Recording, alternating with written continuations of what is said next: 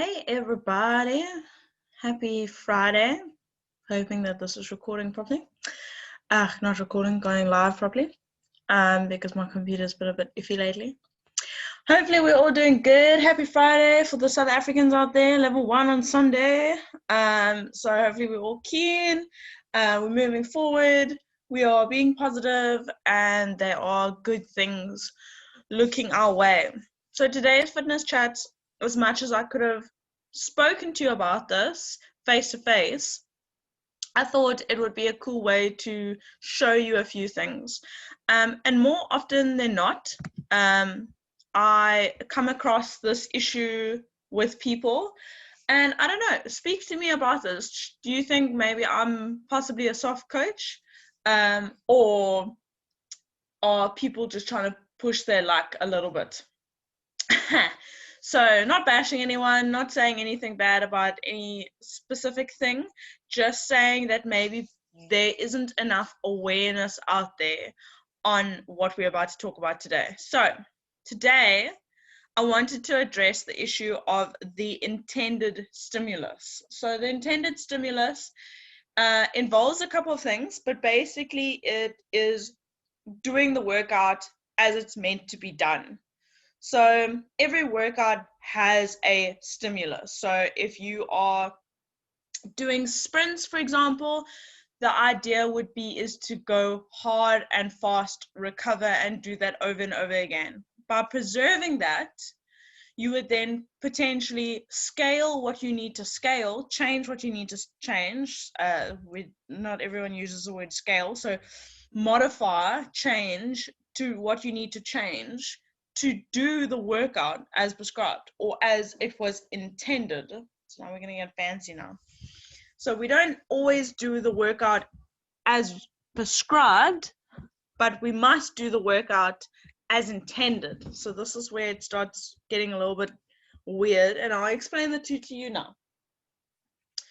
So the workout prescribed, the workout as written.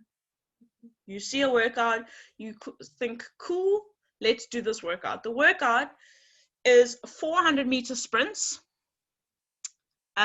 rest 4 minutes in between, times 5 rounds. So you're going to do 5 rounds of 400-meter sprints, and you're going to rest 4 minutes in between, and then you are going to do that again 5 times. So you're going to end up running 400 meters times 5.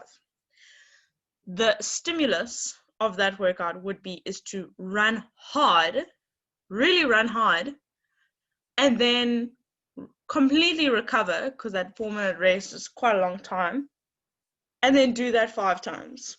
So that is the workout as prescribed, meaning as written. That is the workout flat to you in your face. And that is the stimulus, to run super hard, recover completely, do that again 5 times. So if you're going to change that stimulus by, say, I can't run hard for the full 400 meters, so I'm basically just going to walk the 400 meters instead, you are then changing the stimulus, meaning that you're not obviously running at your hardest, which means you don't really need 4 minutes to recover, which means basically you've changed the entire point of the workout. So a way to do this is to change the workout so that you can still get the stimulus. So if the point was to run hard, but I physically can't run hard for 400 meters because I'm unfit, I don't like running, whatever the case may be, I'm going to rather change it to 200 meters or even 300 meters, whatever. I'm going to change it to 200 meters because that is how I can continue to run hard. Because I'm unfit, I'm still going to potentially keep the 4-minute rest, because a fit person might be able to,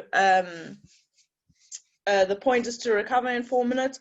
So I'm going to keep the 4-minute rest because I'm unfit, and even though I'm running less, I'm still running as hard as you, so therefore I still need the full time to recover. I'm not going to recover less because I've run less, I've still run really hard. So I'm going to keep the same recovery time because I'm unfit, and even though I'm running less, I'm still running my version of super hard. So there we've changed the workout, but we've allowed ourselves to keep the same stimulus. So this is what I want to talk about today, that too many people change the stimulus to try to suit their needs. So there's a time and a place for everything, and then this is sort of where I want us, this is sort of the message I want us to leave us with, is that there is a time and a place for everything. Believe you me if I say that your programmer, if you're going to a gym and you're getting a workout, I'm hopefully assuming that the person who is giving you this workout has really thought about the workout. So don't try now change the workout unnecessarily. If you want to be strong, they're probably thinking about that. If you want to be faster, they've probably thought about that. So don't over and above change the workout, because now you're changing the stimulus. So let's say there's 3 rounds for time of, let's say, running again. So 200-meter run, box jumps, and burpees. And you say, I don't want to do that. I want to get strong. So I'm going to do weighted step ups, and I'm going to do bench press instead. I don't know, whatever. So let's look at these things down here. You've got your time domain. So the person that's done your programming has probably thought about what time you should be finishing, how long this should be taking you, which falls under very specific time frames. So you get I'm not going to go into too much detail, guys. I don't want us to sit here too long, and I don't want to geek out on you too much. But you have your shorter workouts, which are your first 2, your blue and your red, your phosphate and your glycolysis pathways, and then you get your long workouts, your aerobic. So I've potentially mentioned this before. You get your anaerobic and you get your aerobic.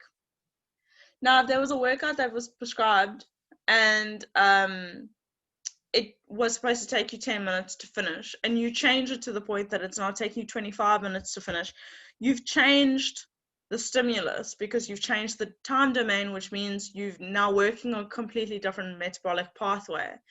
So if you constantly change workouts, that all you do is just work slowly, because now you've kept making the workout harder and harder and harder, you've changed the pathway, which means you're no longer getting better at your short workouts.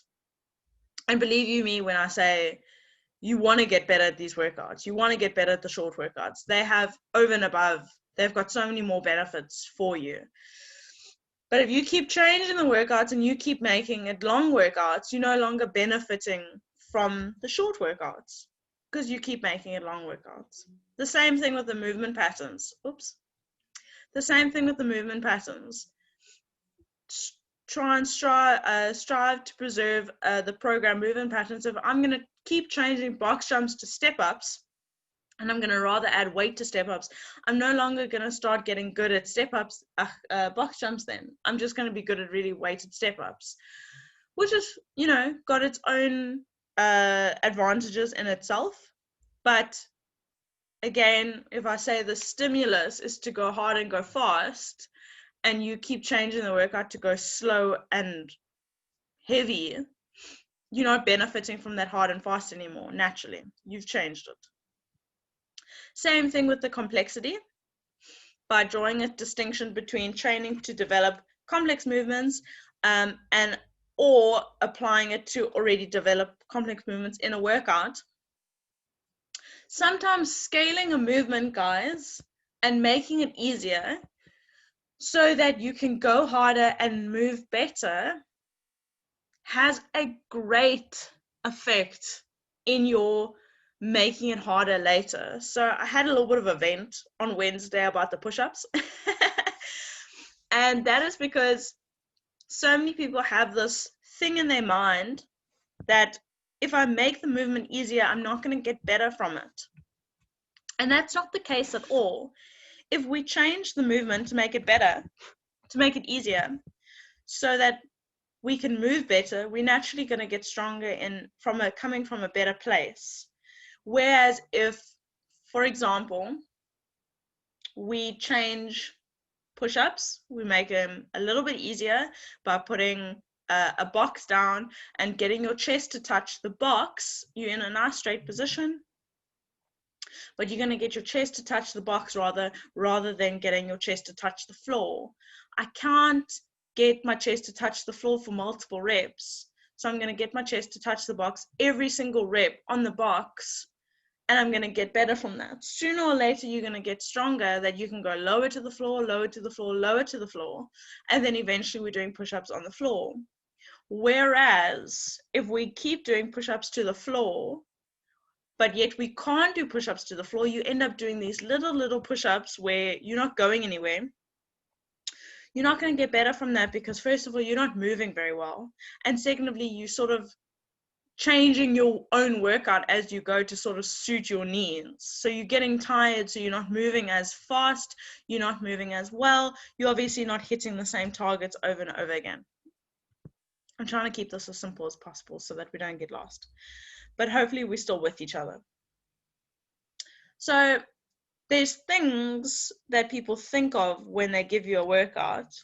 And I want this to carry over to your own workout. So a lot of us are training at home. We're not doing, we're not getting coached. We're not being given programming. So we don't understand this ourselves. And this is why I wanted to help, is that it's not always playing dumb. It's actually just being unaware. So there's intentions for every single workout. So if you go and you find a workout on the internet by yourself and you say, oh, cool, I really want to do this, try look and see what the point of the workout was. Was it to do it in 5 minutes? Was it to do it with a really heavy weight and take longer? Was it to keep it really light and go faster? Because there is a point to every workout. So just remember that if you see the weights are really heavy, keep them heavy, but keep them heavy enough relative to you that you can still do the rep count. If there's a time cap, stick to that time cap and make it so that you can finish in the time cap by changing whatever that means, is making the movements easier so that you can hit the desired time cap, or slightly change the complexity, so make the movement slightly easier again so that you can hit the time cap. So whether it be you changing reps or you changing the movement to make it slightly easier, not completely, and that's why I want to just go over that again as well. You hitting the point of the workout. So they're the complexity. I've spoken already about the push-ups, make it easier. Don't change the workout completely. So let's just say there's overhead squats in a workout and you really don't like overhead squats. Again, rather do lighter overhead squats and do the overhead squats and get better from the overhead squats, then change the workout and do back squats rather. Because you've changed the workout now, you haven't thought about the point of the workout, or you don't want to think about the point of the workout, and you have not changed, you've not changed it for whatever reason. If it's obviously a weakness in the sense of I'm injured at the moment, that's completely different. I'm not talking about that. I'm talking about changing it to feel like you're suiting your needs. So don't change it because, let's say, for example, I've come across, in my experience, I've come across people saying that they want to get stronger, so they're going to keep changing the workouts to try get stronger. So this is where it comes in that they're now going to do this. They're going to change the time domain. They're going to change the general movement pattern, and they're going to change the complexity of the movement, because they feel like they've suddenly had an epiphany. They've woken up and they realize they're not getting stronger, they're not getting fitter, and they just want to do more. They just want to do more. And this is where it comes in that as the coach, I'm thinking of the intended stimulus, I'm saying that by going harder and faster, you will get better. You will get stronger from that as well, guys, because you're moving from a good place. The fitness is going to carry over. And the general movement patterns is going to help other movement patterns, and the complexity of even going easier will help your general movements later on. If I can't do muscle ups or handstand push-ups or walk on my hands, there's no point at staring at the bar or staring at the floor, because I can't do something, so I'm just going to try and fail. Rather make it slightly easier, go against the wall, do a couple of strict pull-ups or dips, and get better from that. And actually then one day be able to walk on my hands, or one day be able to do a muscle up, then fail, because I'd rather try do the super complex, cool movement, whereas I'm actually not, I'm just failing it. But have that thing in my mind that if I scale, I'm never going to get better at something. So this was somewhat of an event, but I'm hoping that you saw the goodness from it, and you've learned a little bit about the fact that a workout has got an intention, whether or not you are drawing the workouts yourself, or if you've been given the workouts. Try to understand that there's a meaning behind something rather than changing it to sort of suit your needs. There's nothing wrong with doing a terrible workout every now and again. As much as 100 burpees for time is horrible, and I'm sure you would definitely want to change that, it's got its own meaning behind it. So try to keep that meaning in faith, in good faith. And I want to leave you with the saying is, being impressed by intensity, be impressed by intensity and not by volume. So by constantly changing the movements or changing the load or changing the time frame, don't be impressed by the fact that someone keeps adding more weight, adding more time, adding more rounds, adding the complexity to the movement. Rather, look at the workout, scale if you need to scale, change what you need to change, and be impressed by the fact that someone went really hard and died during that workout trying to do their absolute best in what they were doing, rather than constantly thinking about making it look cooler. I'll leave you for that today, guys. Have an awesome Friday. Thank you so much. And if you have any questions, please pop me a message. I'd love to help when it comes more to this topic, because I'm very passionate about the intended stimulus, as I hope you could tell, and helping you get better from a good place by the means of potentially making movements easier so that you can move better, stay safer, and get stronger from a better place. Have an awesome Friday, guys. Thank you so much. And please read that article that I put in the group so that you can have a little bit more depth as to what I was talking about, if any of this didn't make sense.